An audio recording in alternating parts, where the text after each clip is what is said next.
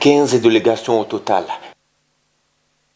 It's exactly 8 p.m. in Abongbang in the East region of Cameroon, same time in Nanga Eboko in the Center region, and it's News Hour on Spectrum Television. Making news tonight, January 16, 2025, Joseph Dion Gute, the Prime Minister of Cameroon, has warmly welcomed his team during a New Year ceremony with over 100 collaborators from the central and centralized services of the premature who came together to express their best wishes for the year ahead.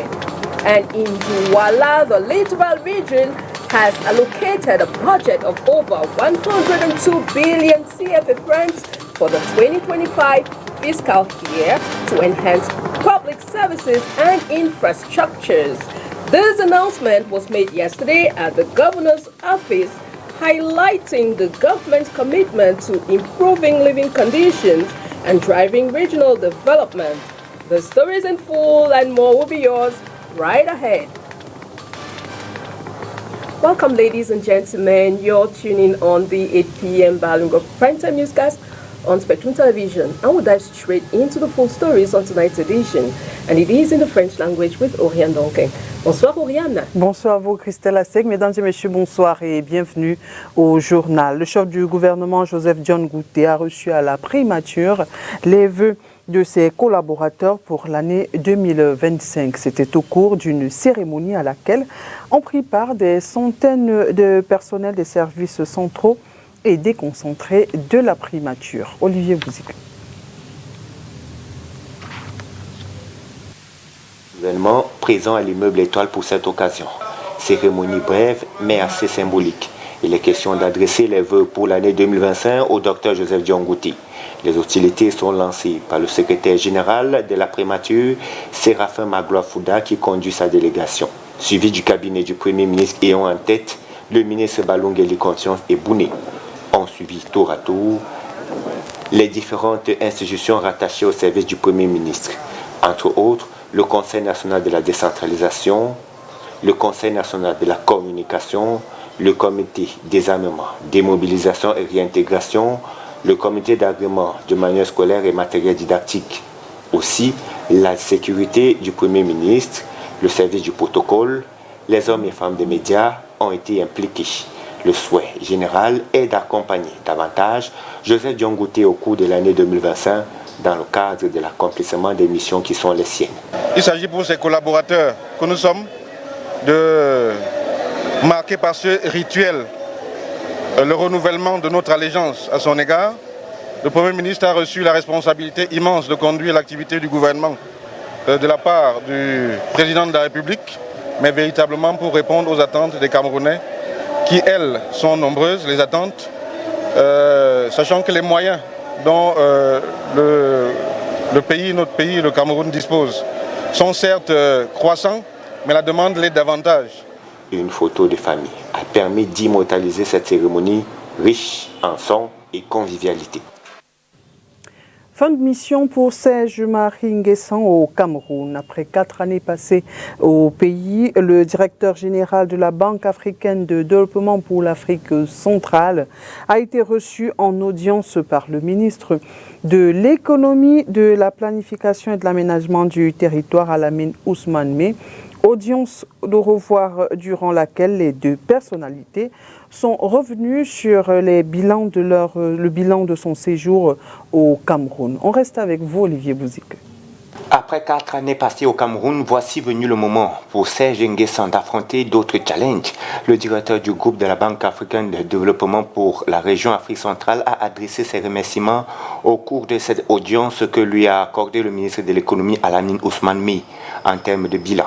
Ce titulaire d'un doctorat en aménagement du territoire et en urbanisme de l'Université de Montréal au Canada a joué un rôle de premier plan dans le développement des entreprises et des investissements régionaux en stimulant la mobilisation des ressources et renforçant de manière significative les activités de la banque. Bien plus, Serge Nguessan au Cameroun a fortement contribué au renforcement du partenariat avec le groupe de la banque. Les principaux faits marquants de son action s'articulent autour de l'amélioration du volume et de la qualité du portefeuille.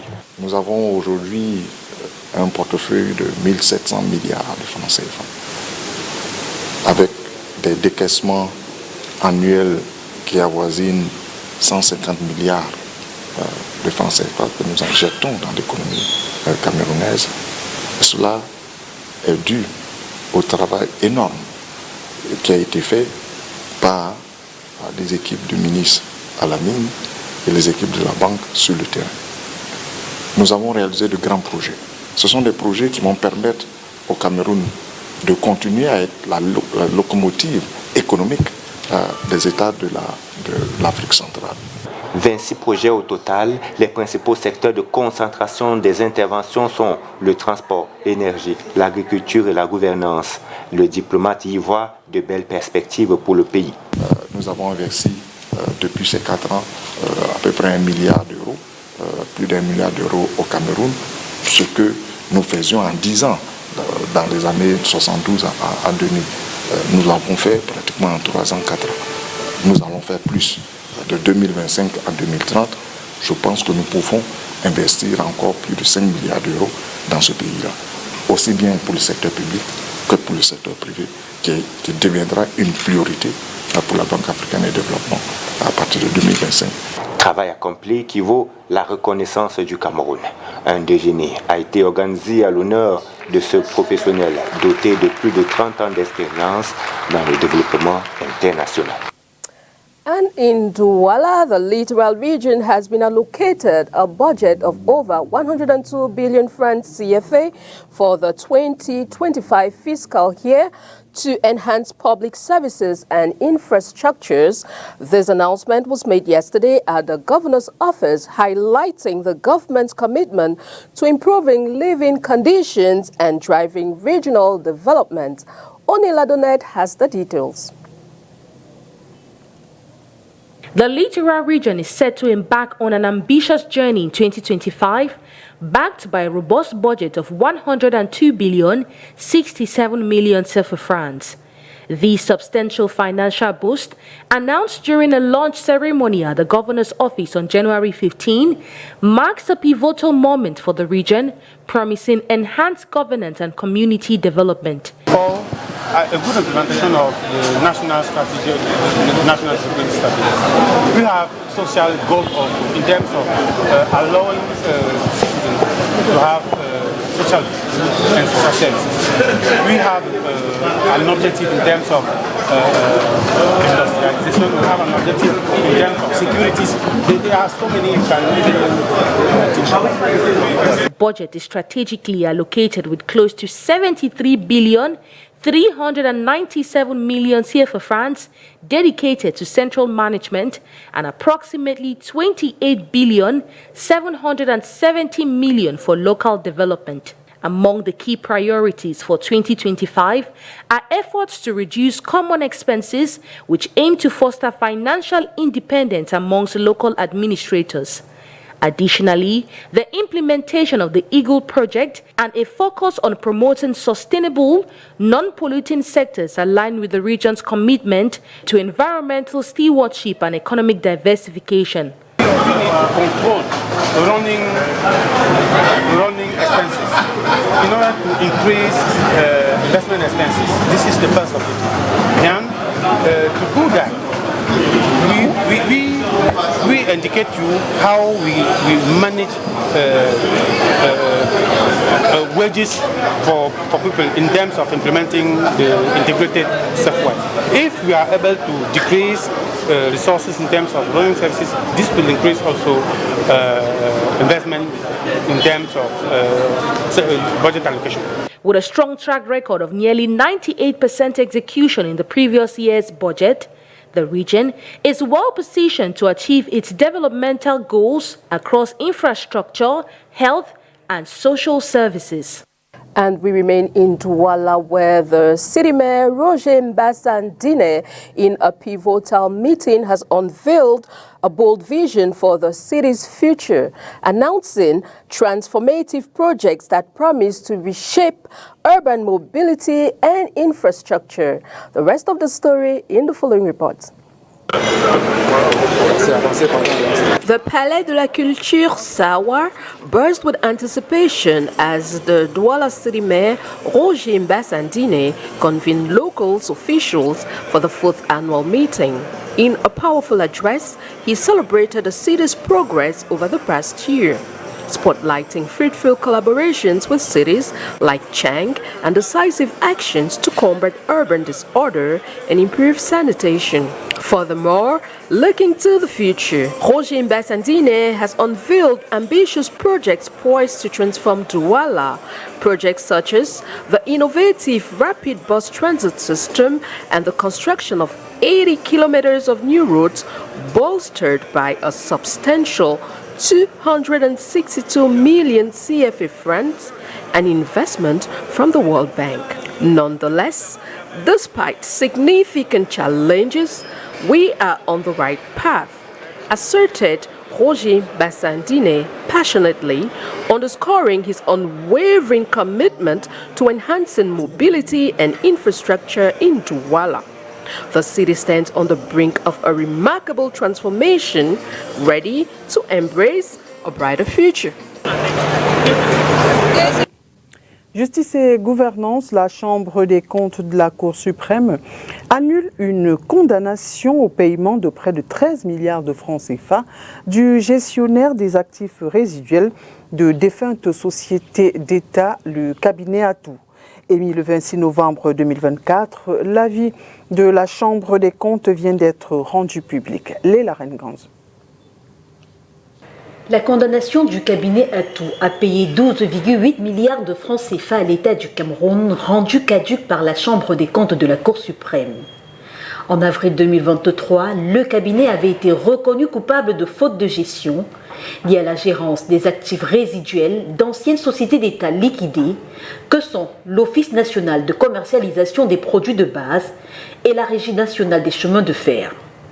Le consuper lui reprochait le non-respect des exigences en matière de reporting et de contrôle, l'aliénation des immeubles de l'ex-ONCPB sans qualité ni autorisation, la minoration des valeurs réelles de superficie de parcelles de terrain, objet de cession, l'utilisation par le mandataire des biens du patrimoine résiduel à titre gratuit et le non-reversement de la quote-part sur les recettes locatives.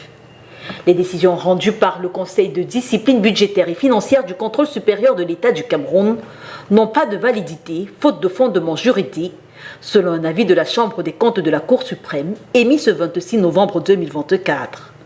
En rappel, le cabinet Atout, qui a reçu mandat pour la gestion des actifs résiduels des défuntes ONCPB, Régie Fercam et Office national des ports, a vu cet agrément retiré en novembre 2021 par le ministère des Finances. Nécrologie, il a soufflé sur sa 81e bougie dans les cieux. Lui, c'est David Abouem Achoui, l'ancien SGPR, gouverneur des régions du Nord-Ouest et du Sud-Ouest, membre de la Commission nationale du bilinguisme et du multiculturalisme, s'est éteint ce 15 janvier, jour de son anniversaire. Qui était David Abouem Achoui? Voici son portrait dressé par Inès Pangan. Sa dernière apparition publique, c'est le 10 janvier dernier, à la cérémonie de présentation des vœux du nouvel an au chef de l'État.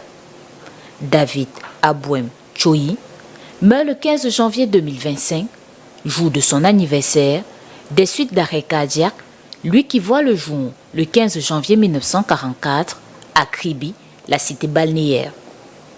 Après ses études primaires et secondaires, il obtient une licence en droit à l'université de Yaoundé 1 en 1967 et un diplôme de l'École nationale d'administration et de magistrature ENAM en 1969.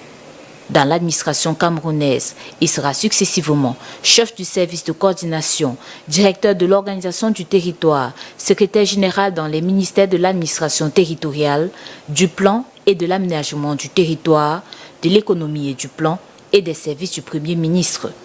En 1976, il est nommé gouverneur des régions du Nord-Ouest, puis du Sud-Ouest, ce qui fait de lui un acteur de premier plan dans la recherche de solutions dans la crise qui secoue depuis 2016 ces deux régions. En 1984, il est nommé secrétaire général à la présidence de la République, puis en 1985, ministre de l'Enseignement supérieur et de la Recherche scientifique. Jusqu'à son décès en 2025, il est membre de la Commission nationale du bilinguisme et du multiculturalisme. David Abouem Choyi, originaire du département du Mbam et Inubu dans la région du Centre, a co-dirigé la rédaction de quelques ouvrages, entre autres Améliorer l'efficacité de l'État au Cameroun, proposition pour l'action, et 50 ans de réforme de l'État du Cameroun, stratégie, bilan et perspective. L'information à l'international, c'est dans le Round-up Afrique avec la Voix de l'Amérique. Les États-Unis prévoient de sanctionner Abdel Fattah al-Burhan, chef de l'armée soudanaise, après avoir pris des mesures similaires contre les forces de soutien rapide afin de pousser les deux camps vers une transition civile. Alliés lors du coup d'État de 2021, l'armée et les RSF sont en conflit depuis 2023. Au Nigeria, au moins 9 soldats ont été tués dans des affrontements avec les djihadistes de Boko Haram dans le nord-est du pays. Ces combats ont eu lieu mardi, 2 jours après une attaque menée par l'État islamique en Afrique de l'Ouest qui a tué des dizaines d'agriculteurs dans la région de Dumba, sur les rives du lac Tchad, dans l'État de Borno. Les présidents Emmanuel Macron et Joao Lorenzo ont appelé à la reprise des discussions au plus haut niveau entre la République démocratique du Congo et le Rwanda, en conflit dans l'est de la RDC, lors de la visite d'État du président angolais en France. Ils ont également convenu de renforcer leur coopération. En visite à Moscou, le président centrafricain Faustin Archange Touadéra a exprimé sa gratitude envers les braves guerriers russes pour leur soutien à son pays.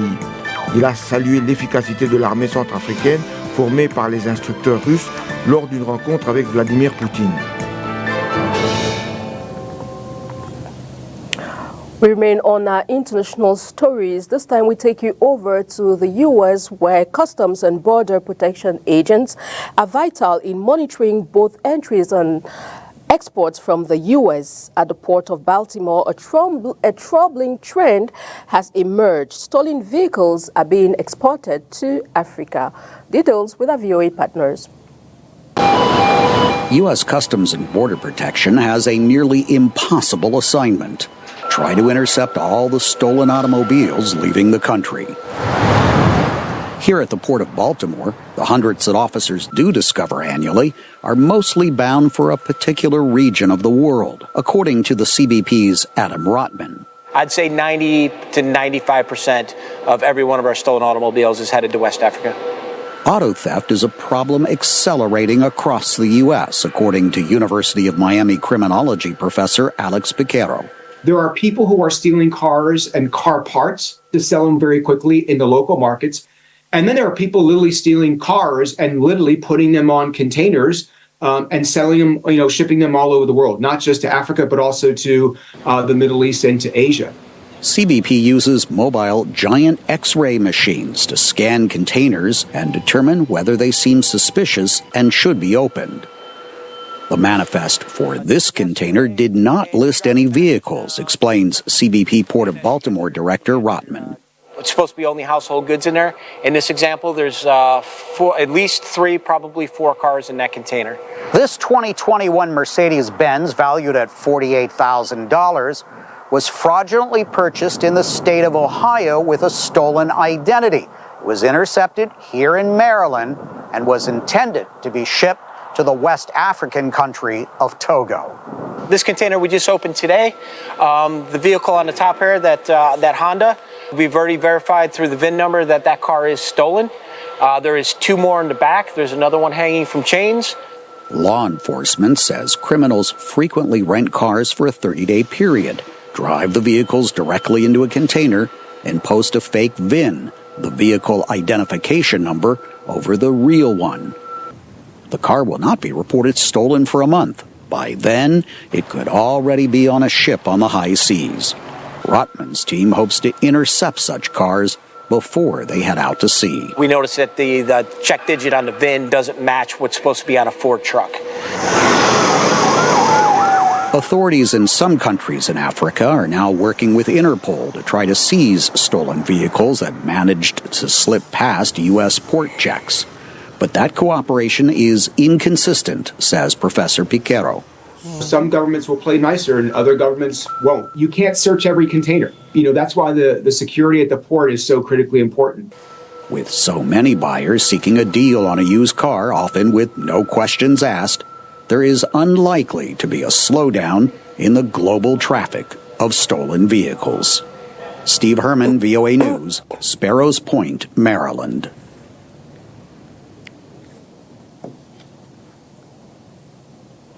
And in sport, football match day 8, Chindo John Bosco netted a brave goal as Coton Sport saw off Union 2-0 in an advanced match fixture on Wednesday.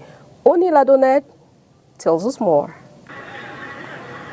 Coton Sport and Gazelle FA of Garoua wrapped up their away campaign with a commanding 2-0 victory against their rivals. In Duala, Chindo John Bosco marked his arrival with a sensational brace against Union Sportif of Duala at the Reunification Annex Stadium.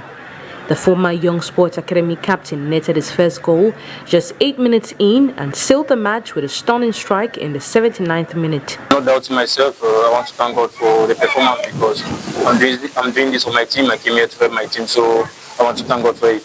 Yeah, it's actually a start of good things. We have 3 games in Garoua, so I have to put in my best so I can help my team more and more. So I would say I'm 100% fit for this season. This triumph secures Coton Sport's initial 3 points under interim coach Mikro Biweg, elevating Chindo's tally to 2 goals and 1 assist. Meanwhile, Stade Rena faced home defeat against Gazelle FA with Mario Scada and Mael Fernandez finding the back of the net. Both matches drew significant crowds, with fans overflowing at stadiums across cities.